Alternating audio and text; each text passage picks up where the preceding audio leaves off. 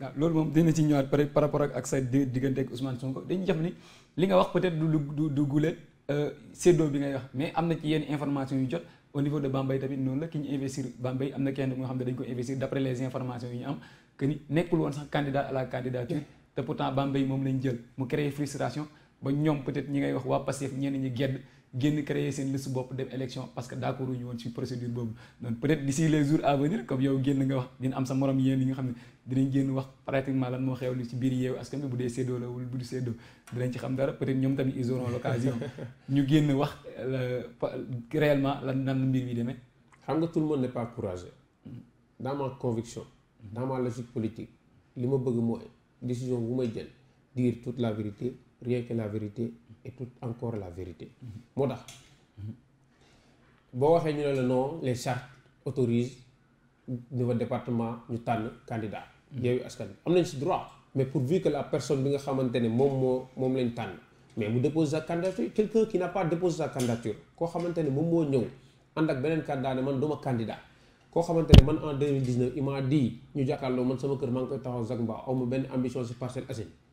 mais man mon frère bu ma nangoo kooku dañ ñëw jiital ma parce que dañ ko parrainé duma ko c'est-à-dire tu me diras que go tu décolles samay nit la laa leen di wax te beneen bi mooy comme ni ko kenn doon waxee rek te mu dëgg woon trop ci moom après nag malheureusement mooy loolu mais dem ne ci kanamu ñëpp fii Parcelles Assainies la ñun ñoo fi yeewoo bu tawee ñun la ñuy gis quand il a fallu porter des combats pour l'intérêt des Parcellois gisuñu woon seen candidat boobu gisuñu woon yeneen candidat yi man lañ doon gis ba bu mbënd bi amee ma jël samay camion dem soulager nit ñi bu assainissement bi ainsi de suite léegi quand c'est compliqué c'est go fay quand c'est facile quand il faut choisir pour quelqu'un diriger c'est les partis politiques gis nga Yewwi Askan Wi ay naxaatekat lañ dañ koy wax assumer ko pour l'avoir vécu te Parcelles Assainies nag dañ xam ne kenn du fi nekk maire comme ni ko kenn doon waxee ci barke Ousmane Sonko kenn du fi nekk maire ci barke Khalifa Sall kenn du fi nekk maire ci barke kenn. est-ce que du yow sa est-ce que actuellement ni ngay waxee nii du déception bi moo tax ak frustration bi moo tax ngay waxee nii pratiquement Ousmane Sonko Khalifa Sall et cetera peut-être am nga déception peut-être yéeg mais est-ce que communication bi doo ko jéem a kii quoi. non moi je suis quelqu'un de très bien éduqué. école catholique laa jàngee.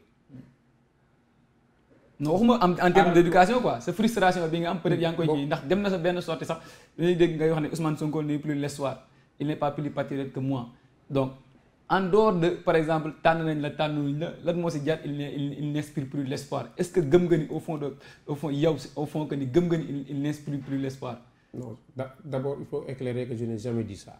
dama ne Ousmane Sonko dafa tas suñu yaakaar. wax nga ko waaw tas suñu yaakaar. Ousmane Sonko n'est plus l'espoir je l'ai jamais dit. non. voilà loolu benn chose la. xam nga turu Ousmane Sonko dafa diis. turu Khalifa Sall dafa diis. mais ay Sénégalais lañ comme ñun. ëpp ñu fi mérite. man bi may nekk candidat Ousmane Sonko mu ngi impôt domaine di liggéey. amul ambition Sénégal man j'avais déjà de l'ambition pour ma commune. bi muy dem élection député dama dem élection député si sama bannière beneen baat bu bees jiite Dakar. bi may jël sama alal di ko def ci Parcelles Assainies son candidat mi ngi woon feneen ak feneen bu ma ko alal mën na am mais musul porter le combat des Parcellois léegi nag quand il faut choisir ñu tànn kenn koo xamante ne amul benn mérite amul benn légitimité. mais yow da nga léegi moo lay wax. moom mooy même ma terminer foofu c'est important. wallahi je n'ai aucune déception parce que xam nga lu tax je suis candidat comme je l'ai été en 2014. mais candidat ak ban appareil. voilà mooy problème bi xam nga ak ban appareil xam nga appareil taxawu ak appareil bi ngay demee bokkul éthique et valeur boobu noonu appareil bi doog a judd la amul vécu bi wala amul expérience peut-être même bu dee expérience bi mais amul peut-être nu mu tudd sax. notoriété bi nga xam ne moom la Yewwi am contrairement ak éthique et valeur bi nga xam ne peut-être juste ñoom kii ñoo fa nekk Cheikh Omar Sy ñoom juge dem et cetera mais notoriété bi nga xam ne Ousmane Sonko ak Khalifa Sall kooku ko am appareil boobu noonu peut-être tam. dañuy nangul Ousmane Sonko ni mu tolluwaayam ci Sénégal nangul Khalifa Sall tolluwaayam ci Sénégal ñoom ñëpp bi ñu amee problème ñun dañu taxaw à leur côté pour défendre des principes kon tey bis bu jotee ñu juum ñu assumer nag wax leen ne da ngeen juum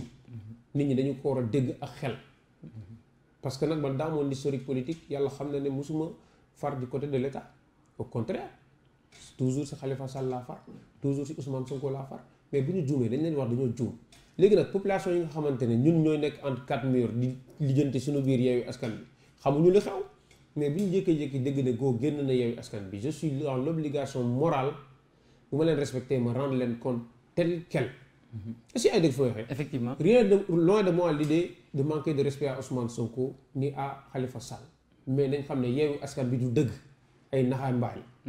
yaa ko si biir loolu yaa ngi doon wax naan da nga jël sa xaalis investir ko foofu noonu au niveau de la commune des Parcelles Assainies mais est-ce que da nga investir pour ñu rendre la ko wala da nga investir parce que tout simplement da nga gëm ni sa devoir citoyen la moom bu nga xam ne da nga koy accomplir si koñ bi que nga nekk maire nga ñàkk nekk maire li nga war a def la.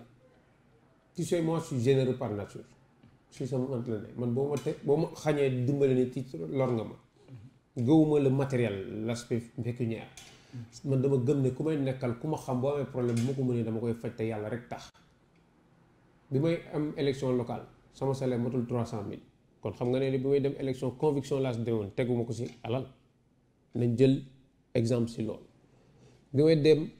en 2015 président de la république de me recevoir bëgg ma intégrer parti j'ai décliné boobu ana ñoom fu ñu nekkoon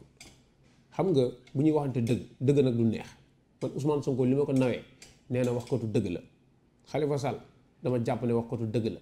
mais nag ñoom bu ñu nangoo seen principe yooyu noonu dañ nangu ne bii dañoo juum sur le choix dañoo mettre les intérêts de leur parti politique au-dessus des intérêts de la patrie ou bien de la commune des Parcelles Assainies te may lancer un message solennel aux Parcellois